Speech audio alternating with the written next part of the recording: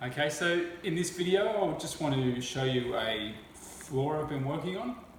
Okay, the flooring we're putting down is this hybrid vinyl product. Okay, it looks like timber, but it's actually a vinyl product that's pre-finished, so there's no sanding required or no finishing to it. The boards come 225 wide, they're 1.8 long, and they're 6 mil thick, or 6.5 mil thick. The boards have a tongue on one side and a groove on the other side. Okay, so that they pretty much snap into each other as you're laying them, but they're also end matched as well, so that there's a tongue and groove on the end as well, so that the boards snap together along their length at the same time. So basically we've started on this front wall. We always run with the longest wall and run parallel fit. So basically just checked all our measurements to see that the room was square and everything, and sort of kicked it around to suit. But we used that as a wall to start off with. And as you can see, we've even put down this piece here as a starting block to line up with the line of the wall. Okay.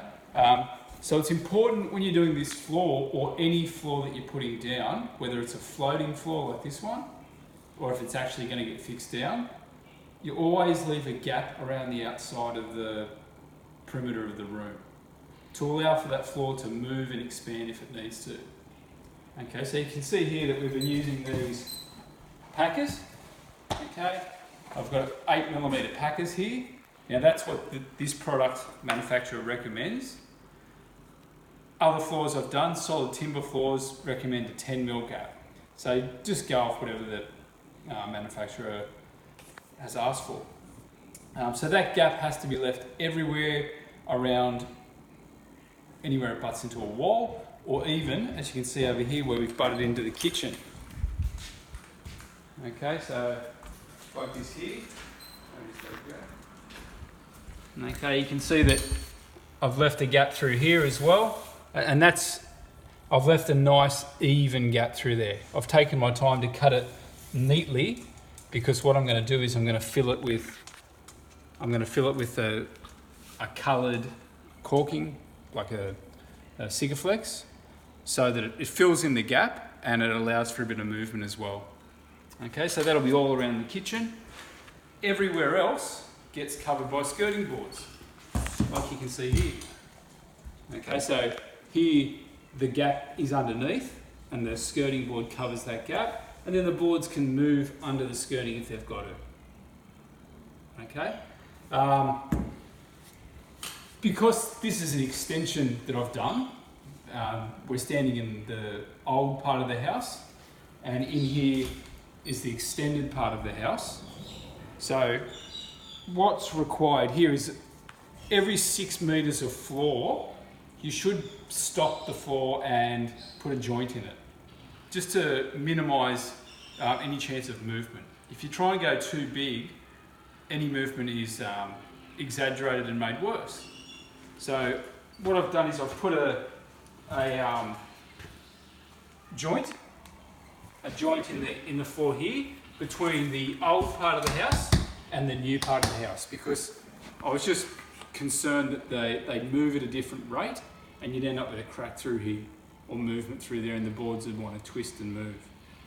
And it was a good spot to put it because it was right in this doorway. Okay. So here, it's the same deal. I've just stopped it up against an aluminium track, like just an aluminium angle, and I'm going to fill that with a coloured Sikaflex as well, try and match it as close as I can to the boards. So in between there is our maintained gap. Okay, I'll fill that with the coloured caulking and then just get a nice neat finish on it. Whereas everywhere else has been covered by the skirting. Up here, I'll show you up here as well.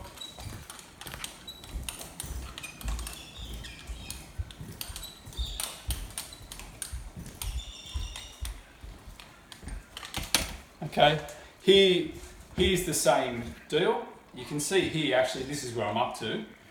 I've stopped the floor here This is the old cypress pine flooring underneath, the solid floor that was here. And this is the new floor we're laying over the top. Okay, the boards come with a foam on there, so that's why it's got that cushioning effect to it.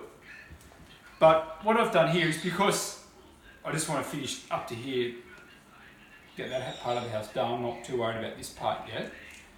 I've chosen to break it, to put my join halfway in the rebate of the door jamb.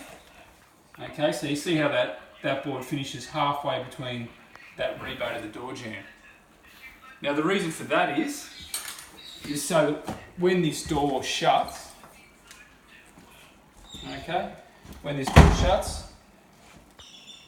from this side you can't see the join, and the same from the other side, you wouldn't be able to see the join as well. Now that's a common way to finish a floor covering, because you might be going from timber to carpet in a bedroom, or timber to tiles, or two different types of flooring. It's a good idea to always finish it halfway onto the door jamb rebate. Okay, so big areas like this go down really quickly. These smaller hallway areas and around doorways tend to take a bit more time, because there's a lot more cutting involved and marking out the angles and getting it right. And the big areas get in really quickly. Okay, so this is a hybrid floating floor. When I get the rest done, I'll finish the video then. Thanks.